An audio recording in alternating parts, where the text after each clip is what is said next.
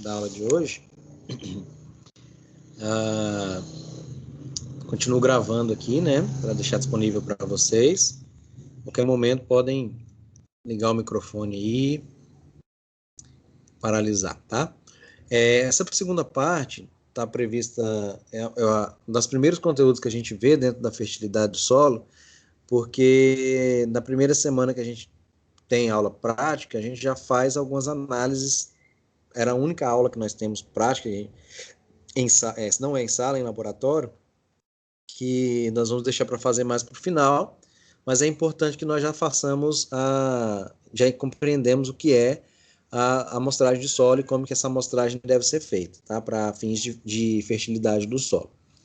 Então, eu vou passar para vocês alguns desses critérios que devem ser realizados. Daqui a pouquinho a gente tem uma discussão aqui sobre uma possível amostra, como que deve ser realizada, a distribuição das áreas, e depois a gente deixa o tempo disponível aí para vocês fazerem a atividade pós-aula no finalzinho da aula de hoje, tá? Quem não puder fazer hoje, vai ficar disponível até a próxima quarta-feira, meia-noite, 11h59, tá?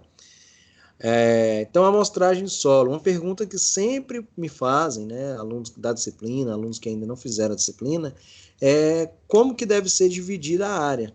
Então, se eu preciso fazer uma amostragem de solo, como que eu preciso dividir essa área para ter as amostras que a gente considera homogênea, né? Então, não há uma indicação de tamanho, né, em metros quadrados ou em hectares para cada extrato. Esse extrato pode ser chamado de extrato, unidade amostral, talhão, gleba, né? Tudo isso tem a mesma definição.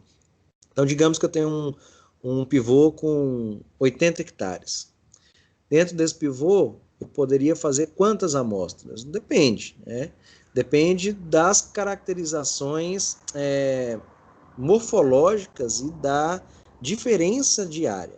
Eu consigo observar, por exemplo, dentro de uma área, se aquela área foi cultivada ou não no ano anterior.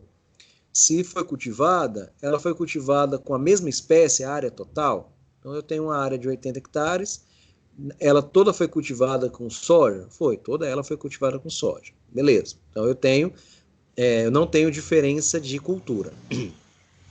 Como é que foi a adubação? Foi a mesma? Não. Na metade a gente teve adubação orgânica e na outra metade não teve adubação orgânica, só foi a adubação química. Então, eu divido em duas áreas. Então, eu tenho 2 estratos. Eu fiquei, então, com 2 áreas de 40 hectares, por exemplo. Dentro dessa área de 40 hectares, recebeu irrigação? Sim, essa área aqui recebeu e essa outra não recebeu. Então, já divido essa área de novo. Então, é importante dividir, fazer esse extrativismo, né, essa separação de áreas, de acordo com as características que a gente consegue definir. O que eu não vou saber se lá tem uma quantidade X ou uma quantidade Y de nutrientes sem fazer análise, certo? E aí essa análise de solo ela é importante para que na hora de eu recomendar a adubação eu consiga aplicar a quantidade em que aquele solo necessita.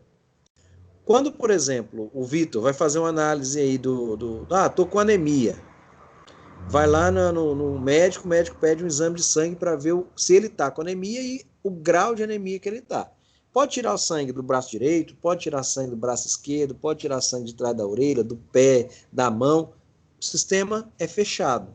Em qualquer área que eu tirar essa amostra de sangue, eu vou ter um padrão de hemoglobina no sangue dele, certo? Diferente do solo. Se eu coletar uma amostra de solo no centro da área, coletar a amostra de solo 10 metros para a direita, 10 metros para a esquerda, eu já tenho um solo totalmente diferente. São microvariações a pequenas distâncias que dão essa caracterização para o solo. Então é importante, alguém com o microfone ligado, para perguntar?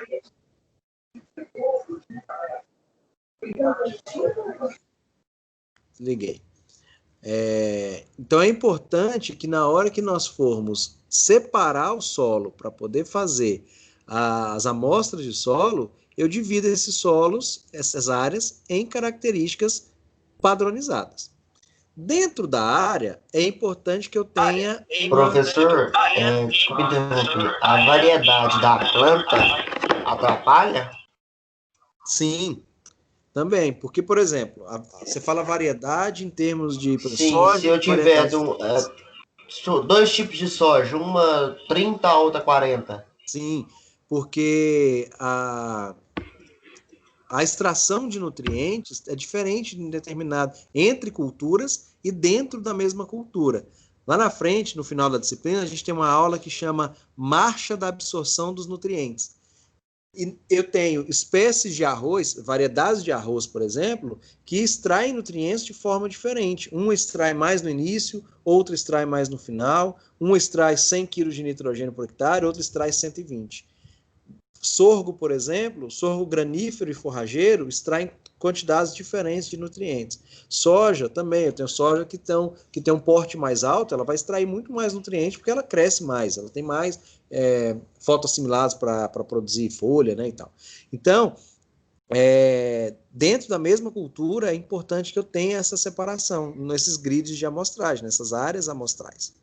Então, se eu separei lá uma área, daqui a pouco a gente vai fazer uma atividade, vocês vão entender melhor.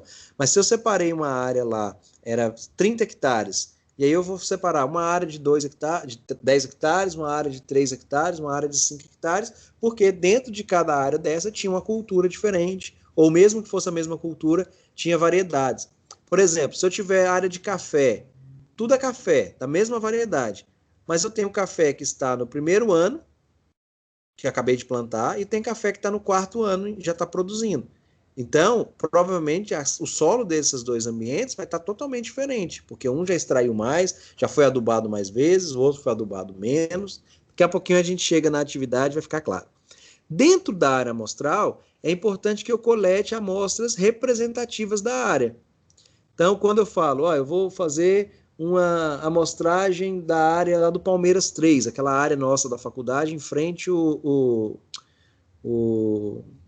a sertaneja, né? Não sei nem se é esse nome lá ainda. Então, lá em frente à área da sertaneja, que é a área da faculdade Palmeiras 3. É uma área pequena, sei lá, 5 hectares. Posso fazer uma análise só no laboratório, porque é uma área uniforme, tem um relevo uniforme, a cultura que estava plantada lá era uma só, era capim, era o mesmo capim, era um solo degradado na área toda. Então eu posso fazer uma amostra só para mandar para o laboratório. Mas dentro daquela área, eu preciso fazer amostras simples, várias amostras simples, para compor uma amostra composta que seja representativa da área. Esse exemplo que eu dei agora há pouco, do sangue, eu posso tirar sangue de qualquer lugar do meu corpo que vai mostrar a quantidade de colesterol, quantidade de triglicérides, de hemoglobina, de células do sangue, tudo, porque o organismo é fechado. No solo, não. Se eu coletar uma amostra de solo e essa amostra for bem onde teve a adubação no ano passado, ela vai falar que o solo às vezes está fértil, porque ainda tem nutriente. Só que foi um ponto específico que sobrou um adubo ali porque a planta não cresceu, porque a praga matou a planta, a doença matou a planta.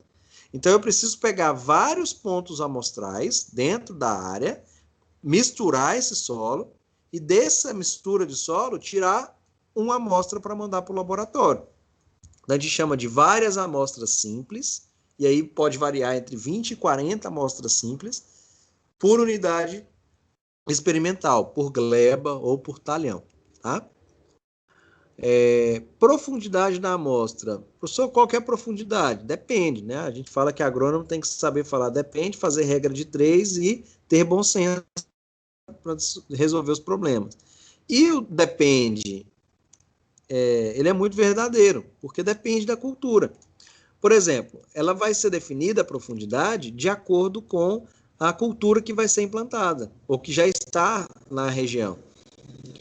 Eu devo considerar a camada de solo que será explorada pela maior parte do sistema radicular. Por exemplo, se eu plantar cana, normalmente a gente faz amostra de 0 a 20 e de 20 a 40. É onde a maior parte do sistema radicular se desenvolve, onde ela absorve a maior parte dos nutrientes. Ah, professor, eu fui num dia de campo na usina e vi uma raiz de planta que chegou ao 1,80 m. Sim, ela pode chegar, por conta que ela passa um período de estiagem muito grande, a raiz cresce, se desenvolve buscando água, mas a maior parte, 70% das raízes, estão até 40 centímetros de profundidade.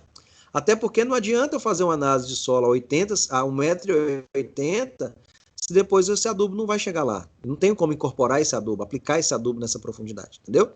Então, ela, normalmente, nas culturas anuais, milho, soja, feijão, algodão, sorgo, a gente trabalha com profundidade de 0 a 20 centímetros. Culturas perenes ou semiperenes, a gente já aprofunda um pouco mais, até 40 centímetros, para ver o desenvolvimento desse solo, né, as características desse solo em subsuperfície, para poder fazer com que essas plantas cresçam, certo? Então, normalmente é de 0 a 20 centímetros. Professor, só uma pergunta. Sim. Helder Nominato. Então, aquele fantasma que primeiro, boa noite a todos aí, né? Desculpa aí que eu cheguei, eu tava pra roça para variar. Então, aquele fantasma de falar de 0 a 20 para calcário, de 0 a 40 para gesso, tá fora do assunto. Não é que está fora do assunto. A gessagem ela vai ser importante, a gente vai falar de gessagem mais na frente, a gente usa de 20 a 40 para gessagem. Mas, de via de regra, a maioria das amostras que a gente manda para o laboratório é de 0 a 20. Né? É lógico que eu tenho produtores de grande tecnificados que eles fazem, por exemplo, de 0 a 20 em todas as áreas, e a cada 4 áreas ele faz uma de 20 a 40, porque isso tem um custo elevado. Então não é todos os pontos que tem que ser 0 a 20 para calcário e de 20 a 40 para gesso.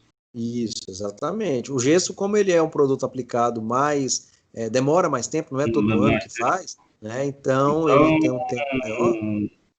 Se eu fazer um grid aí de taxa variável, então, de vários pontos, eu posso pôr aí de 4, 5 pontos, a cada 5 pontos, pegar um de 20 a 40 para gesso. Exatamente. Justamente porque a aplicação do gesso, dependendo da cultura também, ela não vai acontecer todo ano. Ela vai acontecer quando, a gente vai ver as características, mas é quando a gente tiver um alumínio em subsuperfície, tiver uma baixa quantidade de calcário em subsuperfície, de cálcio, porque o calcário ele vai chegar até 0 a 20 centímetros, né? E aí eu vou precisar aplicar o gesso quando eu precisar elevar a saturação de calcário, de cálcio lá embaixo, e também corrigir essa acidez subsuperficial. Né? Então, normalmente, para cultivos curtos, usualmente vai de 0 a 20 centímetros.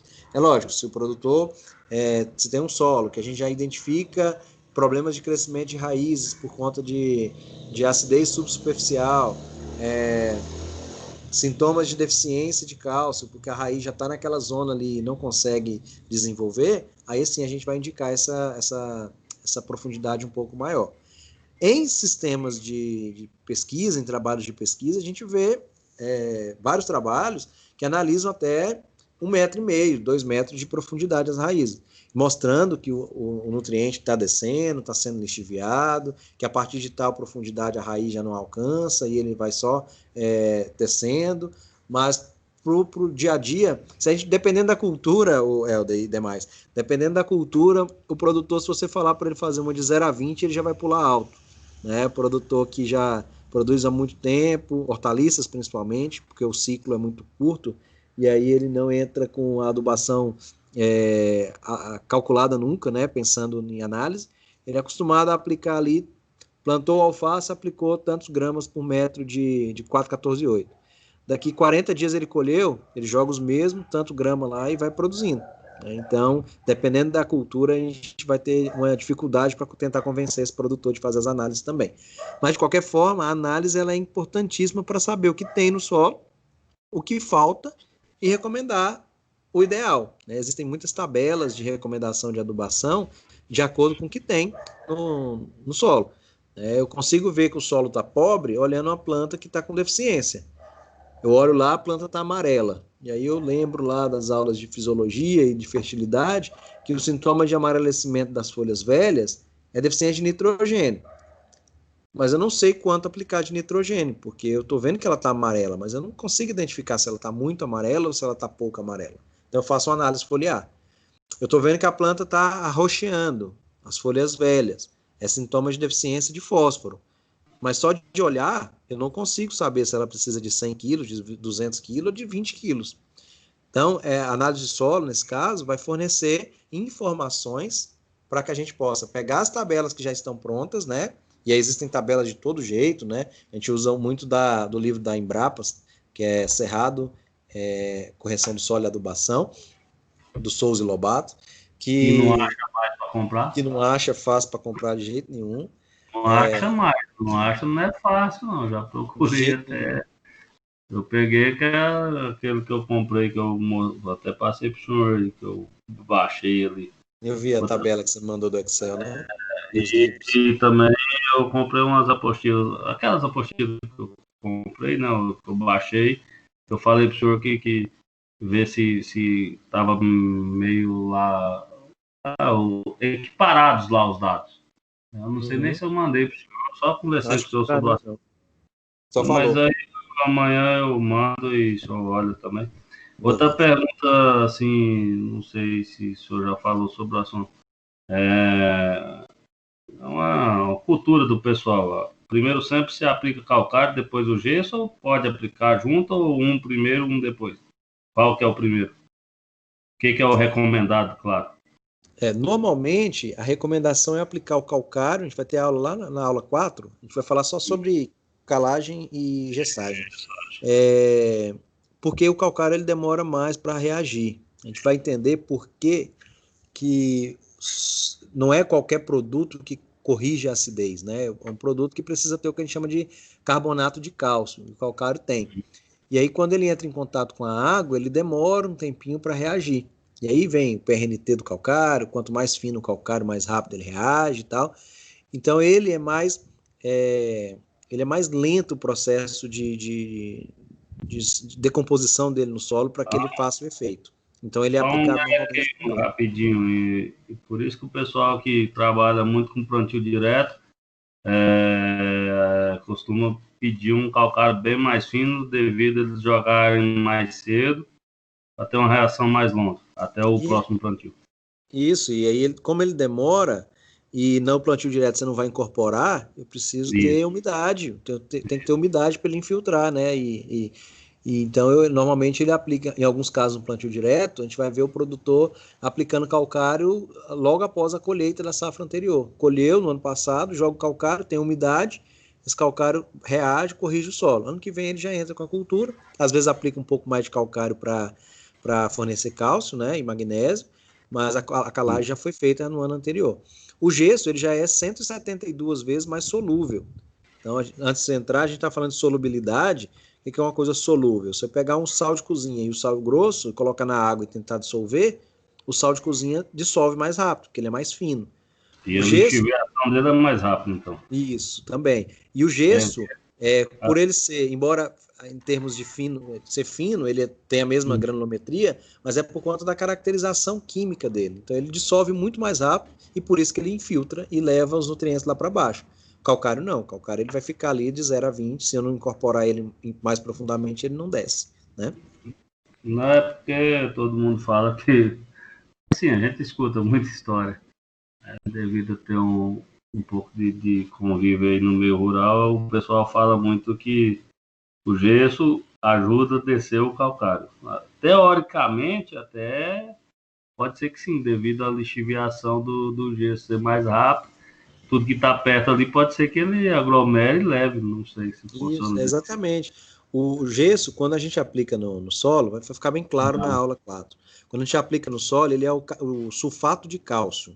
Então ele tem Ca de cálcio e SO4 de sulfato. Quando isso entra na água, ele ioniza e separa cálcio e SO4. Esse SO4, ele consegue se ligar, por exemplo, com potássio ou com magnésio, formando sulfato de potássio e sulfato de magnésio. E aí ele é mais pesado, digamos assim, e ele desce levando potássio lá para baixo.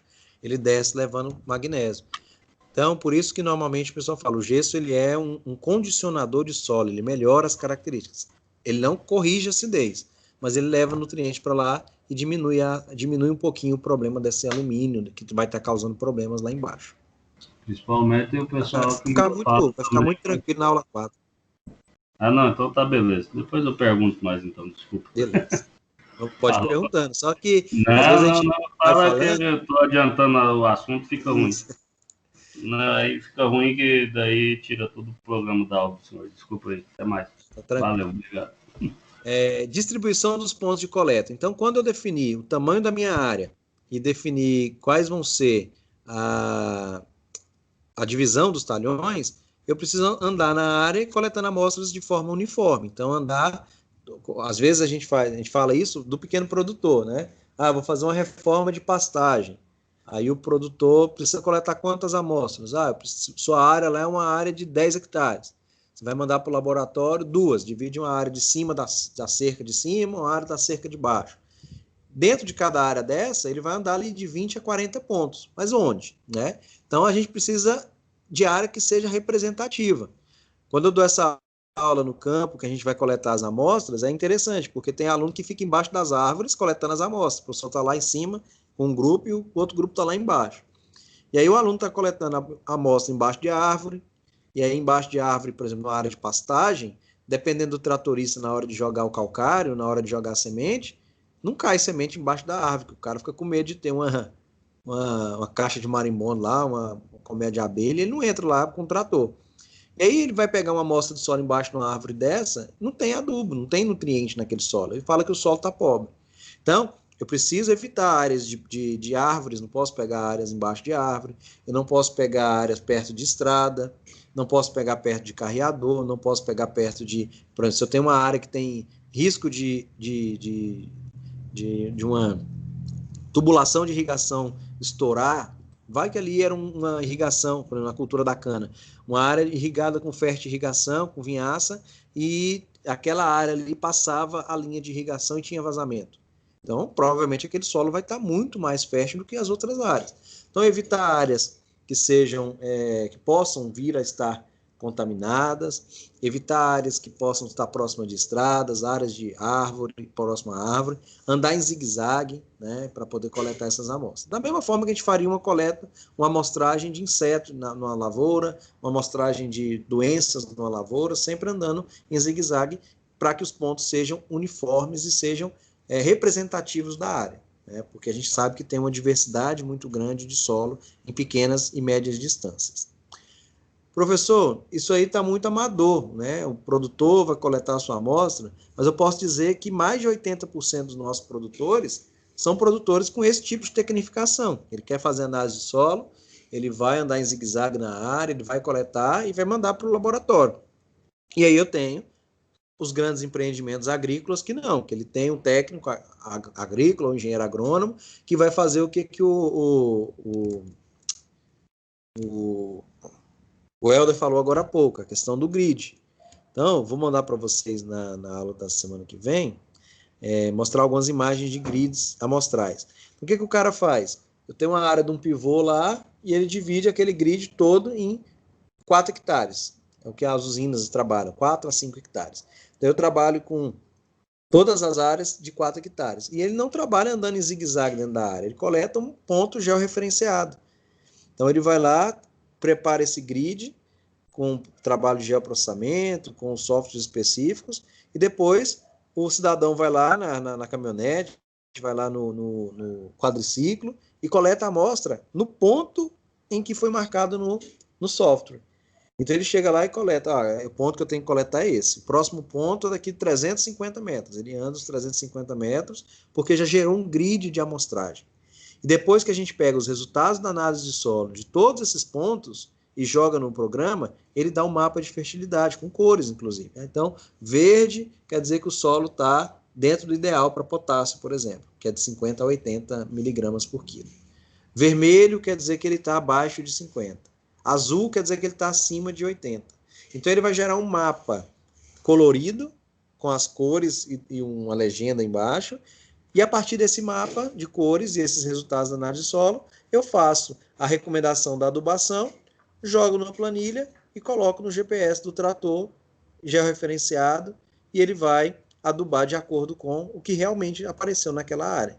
Então, eu tenho os dois lados da moeda. Eu tenho o produtor que vai coletar, daqui a pouquinho eu vou mostrar para vocês as ferramentas. Eu tenho o produtor que vai coletar com enxadão, eu tenho o produtor que vai utilizar sonda, e eu tenho o produtor que vai contratar uma empresa de fertilidade, um laboratório especializado para coletar essas amostras para ele. Né? Então, a gente precisa entender que existe todo tipo de coisa. Né? Se eu for dar uma assistência técnica para um pequeno produtor de bovinocultura de leite, que quer renovar a pastagem dele, tem uma área lá de 30 hectares. Eu vou chegar para ele e eu mesmo vou falar, ó, você vai coletar essas amostras, ou eu tenho que coletar essas amostras. Eu não vou indicar para ele fazer um grid amostral, não vou indicar para ele contratar uma empresa de amostragem para uma área pequena de 30 hectares. Né? Então, a gente precisa entender como que é feito com o pequeno e entender as tecnologias que existem para esses grandes produtores. Então, aqui, como eu falei, né, a retirada de amostras ela pode ser feita da forma que for possível. Então, enxada, enxadão, pá, tem instrumentos próprios, né, que são os trados ou as sondas, né, vai depender do produtor e depender de quem está coletando essas amostras. Por exemplo, o laboratório de solos aqui da cidade, que é o Unisolo, do Joel, ele faz esse trabalho de coleta de amostras. Ele tem o trado. Então, ele chega lá, faz o grid de amostral para o produtor e ele vai nos pontos georreferenciados e coleta para o produtor, faz análise e entrega o laudo para o produtor. Tem o custo do trabalho dele.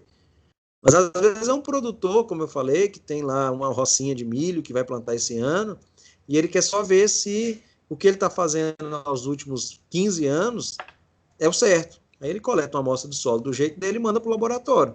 O laboratório faz análise, dá o laudo, e ele, normalmente, vai atrás de uma revenda de adubo e pergunta o que ele precisa aplicar para produzir. Então, a gente ainda tem falta de assistência técnica para o pequeno e médio produtor, principalmente de pastagens, principalmente de pequeno produtor de milho, e aí a gente vê os produtos com baixa qualidade porque não foi bem assistido.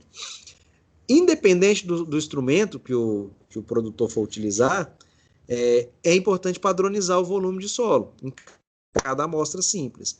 Então, se eu peguei aquela área da frente da faculdade ali, atrás das estufas, né? Aquela área ali que é uma área de pastagem degradada, que vai do curral ali, né, da pista, passa ali perto da nascente, vai até lá no muro, vai até lá na rua Santos Dumont, tudo aquilo ali. Uma área, sei lá, de 3 hectares. Eu vou mandar uma amostra só para o laboratório, porque aqui é tudo padrão, o solo é todo degradado, é pastagem na área total. Vou mandar uma amostra para o laboratório. Mas eu vou fazer 20 pontos. Então eu vou ter que andar em zigue-zague aqui nessa área, evitando áreas debaixo de árvore, áreas de carreador, de estrada. Só que se na primeira amostra eu coletar 100 gramas, na segunda amostra eu coletar 200 gramas, vocês concordam que eu já tenho um viés aí, a segunda amostra já está muito mais representada do que a primeira? Então é importante padronizar. Então por isso que o trado, ou por isso que as sondas, elas são interessantes. Porque quando eu coleto a mesma quantidade de solo em todos os pontos. Eu já vi, e aí provavelmente alguns de vocês já devem ter visto, quem trabalha com coleta de amostra utilizando bengala de moto. Pega ali aquela bengala, faz um corte nela, e aí bate no solo, depois tira e coleta aquela amostra, faz uma sonda, né? Coleta a amostra que ficou dentro de cada uma de cada ponto que ele coletou.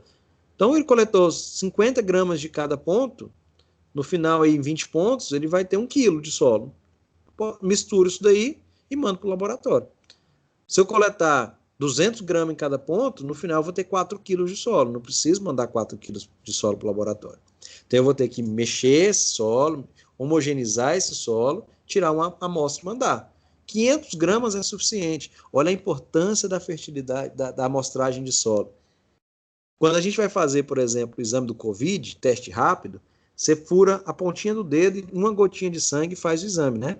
Quando você vai fazer a glicemia de manhã, uma gotinha de sangue faz o exame e fala se você tem pré-diabetes, se não tem. Só que o seu sistema, o seu organismo, ele é fechado. Então, o sangue que está na ponta do dedo é o mesmo que está passando na orelha, que está no pé. Então, o seu sistema é fechado. O solo não, é um sistema aberto e muito heterogêneo. Então, eu preciso padronizar essas amostras para mandar para o laboratório. E aí, quando chega no laboratório, vocês concordam que eu tenho, sei lá, 6 litros de sangue no corpo. Uma gotinha representa tudo. No laboratório, quando chega lá para o cara fazer análise do solo, Tem amostra que ele vai usar, por exemplo, para fazer pH do solo, a gente usa 10 gramas de solo. Em 1 hectare, na camada de 0 a 20 de solo, eu tenho aproximadamente 2.000 a 2.500 toneladas de solo. E aí o cara vai utilizar 10 gramas para falar, o pH do seu solo é 5,3. Quando vai fazer matéria orgânica, usa meio grama de solo, 0,5 gramas. Você pegar um copinho de café e botar meio grama de solo no fundo desse copinho, no sujo fundo do copo, no tampo fundo do copo. É pouco solo demais para poder fazer uma análise de solo. Imagina se eu mando essa amostra contaminada. Aí chega para você, ó, seu solo tem 200 de potássio. Ah, então não vou aplicar potássio não, precisava só de 80. Mas será que você pegou essa amostra na hora de coletar a enxada, o enxadão, ou a pá que você utilizou? Será que não foi a mesma que o cara utilizou para descarregar o adubo no ano passado? Ou no mês passado que ele comprou o adubo? Será que essa pá não está contaminada? Ah, eu fiz análise de ferro aqui, meu solo está com 22 de ferro. O padrão era 10. Por que tem esse tanto de ferro? Porque o solo tem muito ferro mesmo? Ou porque o cara utilizou uma sonda que estava enferrujada? A análise não sabe identificar se o ferro está vindo de uma amostra de solo ou se ela está vindo de um equipamento contaminado. Entendeu?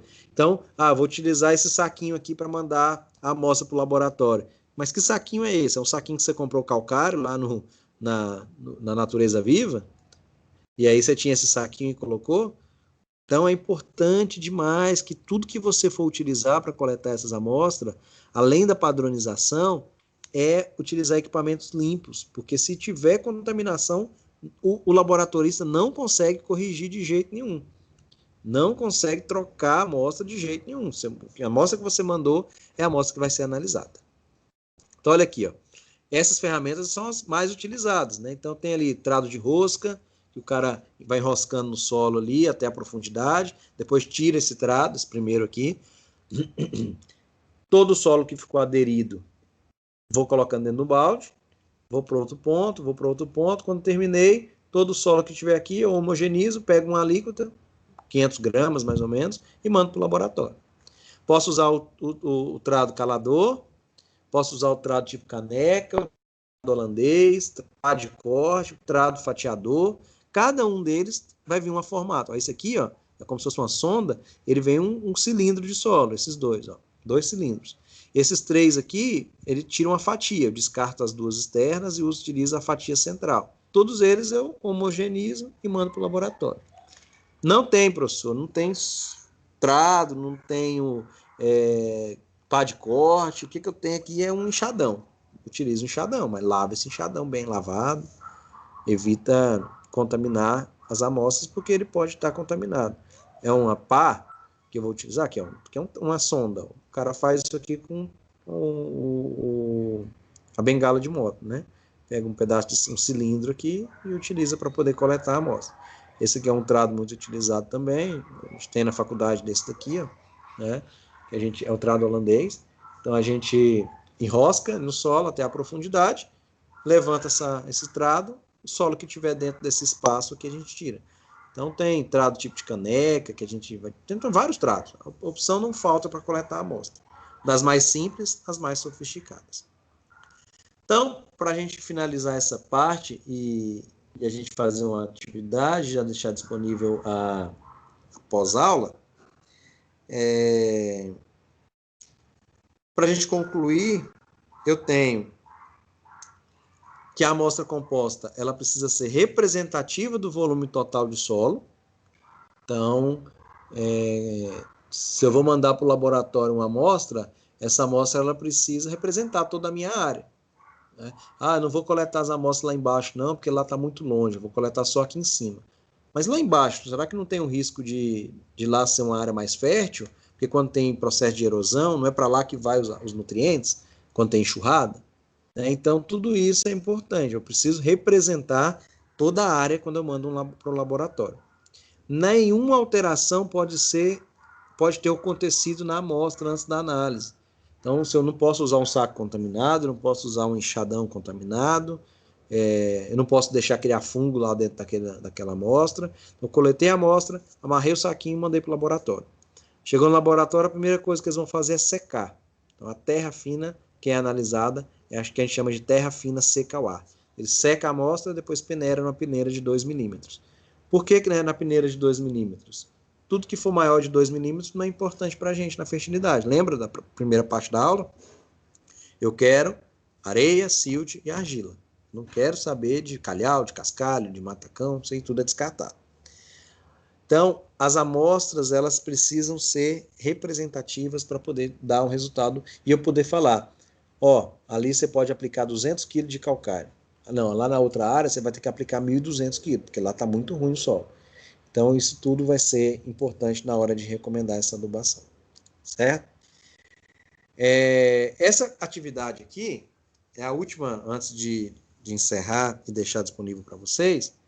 É uma análise que a gente faz todo semestre, e aí vocês podem fazer, e eu vou dar um tempinho aqui para vocês fazerem, uns 10 minutos, para a gente discutir daqui a pouquinho. Eu vou parar a gravação de novo, vai chegar outro link lá para vocês, não precisa preocupar, que eu vou salvar tudo no YouTube depois para vocês, tá? Para a gente fazer essa atividade, depois a gente volta para corrigir, e aí a gente finaliza.